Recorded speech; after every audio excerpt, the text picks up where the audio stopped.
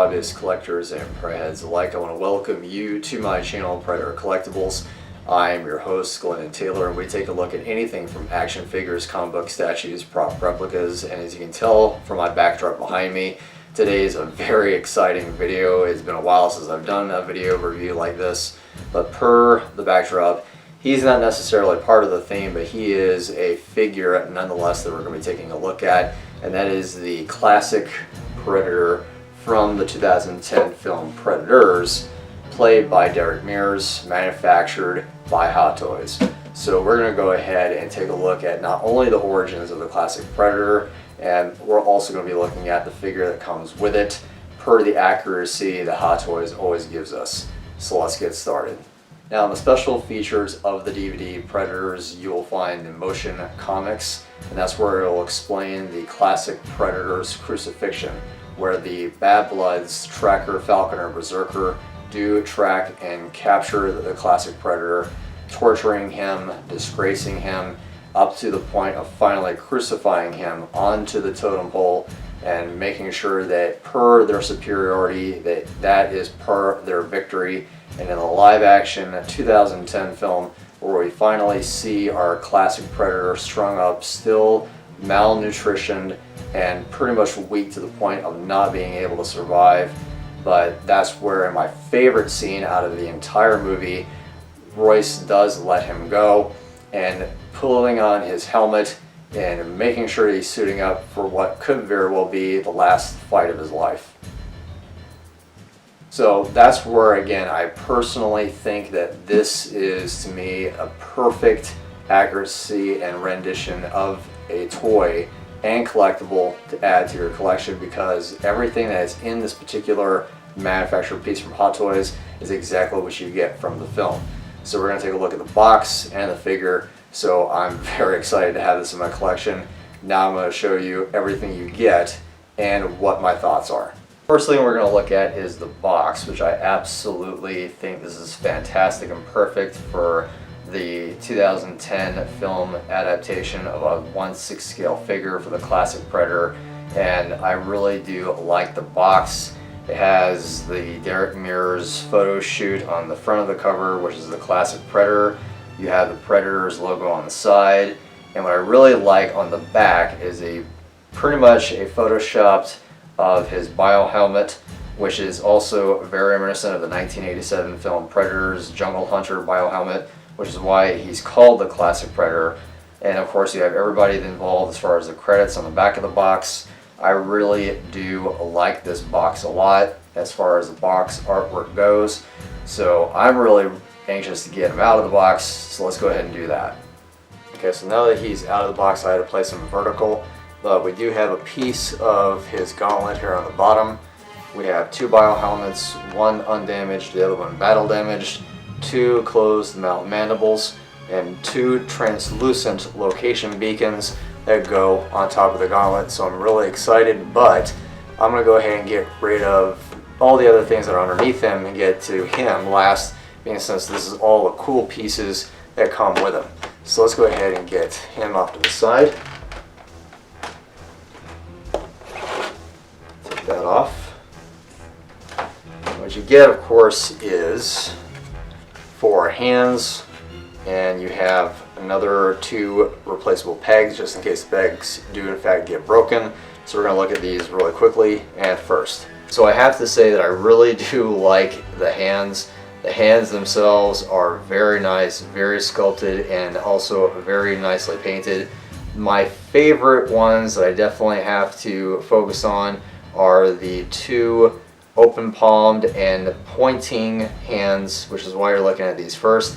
And the reason I like the pointed hand is because you can pose him to where you're pointing at the gauntlet and pretending as though he's about to punch in those digits, and also perhaps even the countdown sequence as well. Now underneath all of this is the Diorama stand, and I really love the stand. So let's go ahead and review that, taking the plastic away. So right off the bat, we have a piece of animal hide with threading attached here on the top. So that is really cool and pretty neat. So we'll set off to the side, and I'll show you how to plug those in here in a minute. And last but not least is, again, the diorama stand itself. So let's take a closer look at this. Now, in relation to the diorama stand of the Wolf Predator, I really like the Classic Predator diorama stand way better, mainly because it has that nice, good open terrain regarding the boulders or rocks. You have the alien base skull, and I don't even want to know what this was when it was alive, but I'm glad that it's dead. And you also have the human skull buried deep inside the ground. So I really like how everything is meshed together. Everything seems to be very coherent as far as the terrain that this diorama does reflect.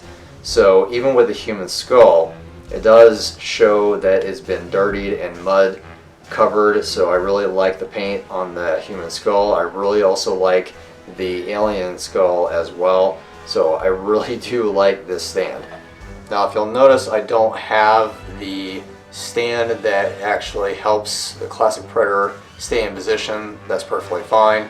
I wasn't planning on using it anyway, but I figured, you know, we'll just go ahead and leave that is in case if I do need it later on. I did buy this from another collector. He just simply forgot to put it in the box.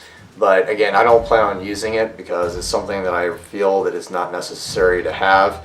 But I really do like the fact that I get this along with the hide. So I'll show you how to put that together right now. So putting the hide on top of the diorama or plugged it into in place is actually right behind or in front of the boulder. So you'll simply just slide these bottom pegs right in the place where they belong. But once you have it in place, and there you go. Alright, the moment that you've been waiting for, and so have I, is in fact the Predator himself. So we're going to go ahead and look directly at this figure up close and personal. I absolutely love this Classic Predator, and let me explain why. The very first thing that I love about Hot Toys figures is the dreadlocks, that they're silicone rubber, and they do have a very fluency to them. They're individually beaded, and they're also individually put in as well. They're not one particular set. Unfortunately for me though, I don't like the necessarily fact that with my beads, I don't know if this is true for everyone, it seems that my beads are a little bit faded. You do get, as I mentioned before, the open and closed mouth mandibles. So the way that you put them on is you simply just take them off as such, just as you would any other Predator from the Hot Toys line. And you're able to switch them out from the open mouth to closed mouth, and just like such. So like I said, I really do like the head sculpt, and I really do love the fact that you have both mandibles open mouth or closed, as you're seeing at this 360-degree turn, and you're able to compare open mouth or closed mouth mandibles. I personally prefer the closed mouth version of this Classic Predator because he looks a little bit much more menacing with a closed mouth than he does the open mouth. But again, that's personal preference. I know some people would rather have the open mouth as opposed to the closed mouth, but I just think that overall the open mouth is a much more better way to go. Now, I also really like with this figure is the plasma cannon, which does have two movable joints. So you have the pivots. It does swivel back and forth, up and down, just as it's supposed to in the movie. The sculpt is even accurate to the movie as well, which is fantastic. I also wanted to take a really good focus on the gauntlet. Yes, the gauntlet is removable, so you have to be careful whenever you're swapping out the hands. But the gauntlet by itself is also amazing. And again, Hot Toys did not put or spare any expense. So you have the die-cast metal blades, and they are just as beautiful and shiny as I expect them to be. Even the sculpt and accuracy to the gauntlet is also there as well.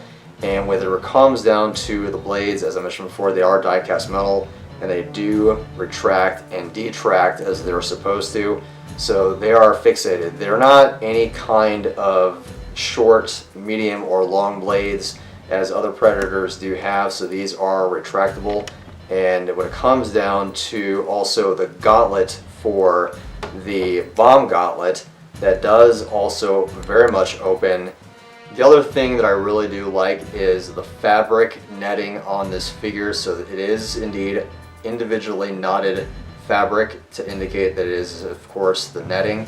And then also you have the fabric based loincloth. I thought it was genuine leather, but I was wrong. It's actually more of a felt or flocked based cotton fabric, which is, I think, is fantastic, only because I don't have to worry about it deteriorating or weathering down, so it will take care of itself and it won't actually weather or deteriorate based on time. We're going to go ahead and move on to the bio helmets, and let's go ahead and look at both the battle damage comparing to the non-battle damage side by side.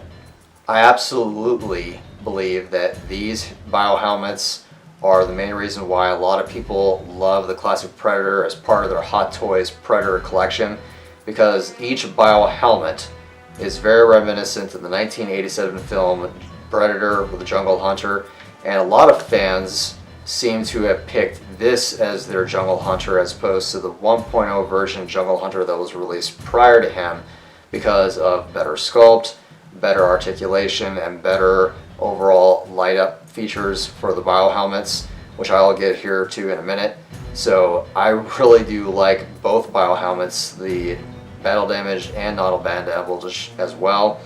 Now, as you can possibly see how I have them displayed, this is where the fun part begins. Now, in relation to what you're seeing lit up is, again, the gauntlet and the bio helmets. And the way that works is you'll notice in the very backpack and on the gauntlet, there are a total of 6 1.5 volt batteries, or button size cellular batteries. By Energizer standards, these are the number 364, but when it comes with the Hot Toys figures, they're actually called LR621s. But if you in case need to replace the batteries, you want to make sure that there are the 364 button cellular batteries. Now again, as I mentioned before, they're 1.5 volts. As you can already tell, they're not really bright in comparison, because the LEDs on the Classic Predator does drain them quite a bit, so you want to use these display-wise sparingly. But this to me is exactly what I expect from a Hot Toys figure.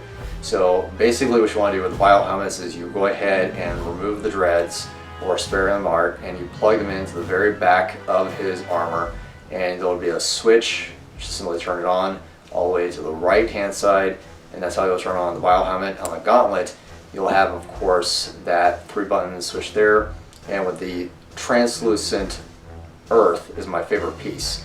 But when you're looking at right now is the 360 degrees on both translucent pieces of the coordinates for both Earth and Earth itself with the adjacent moon. And this is, of course, my favorite scene where the Predator does, as per the agreement, since Royce let him free, he would, of course, put in the coordinates for Earth so he can go back home. Overall, this is what I expect out of a Hot Toys figure, and that's where, again, keep in mind that the batteries on this thing is already draining. They're not as bright, so I'll just turn those off. Sorry. There we go. So again, as I mentioned before, I don't need the stand. He's standing all by himself, as I really do like about Hot Toys figures. And in relation to everything that you're seeing here with fabric netting, light up features, everything is accurate. He doesn't come with a lot of features or accessories because in the movie Predators, the Classic Predator doesn't really have a lot of screen time. So this is somewhat of a very short video, but I'm still glad that I have the 1/6 scale Classic Predator Hot Toys figure in my collection. So leave me a comment down below what you think of this particular figure in general. I personally, in my opinion, this is what I expect out of Hot Toys every single time, all the time when it comes to a Predator. You have, again, fabric netting, fabric loincloth, die-cast metal blades, silicone rubber dreads, LEDs in both bio helmet, and of course the gauntlet. I absolutely love this particular figure. So as I mentioned before, leave me a comment about your thoughts, and if you are a Predator fan or a Hot Toys collector, hit that subscribe button as well as bell notification. It does help out the channel, and if by any chance this video is helpful and to encourage you to purchase your own Classic Predator for your collection, hit that thumbs up button. I hope you enjoyed the video as much as I did. Now if you by any chance want to know about this particular print behind me, It was autographed by Derek Mears in a BAM box expansion unboxing, which I'll leave that video right here. I'll also, of course, leave the video for the Wolf Predator Hot Toys review that I did, and those links will be right up here. But like I said, guys, I'm very super excited to have this in my collection, and keep this right here on Predator Collectibles for any of my new videos will be up. Next week is something bigger. It's a grill piece from Funko. So like I said, hit that subscribe button. I will see you next week, and until then, happy hunting.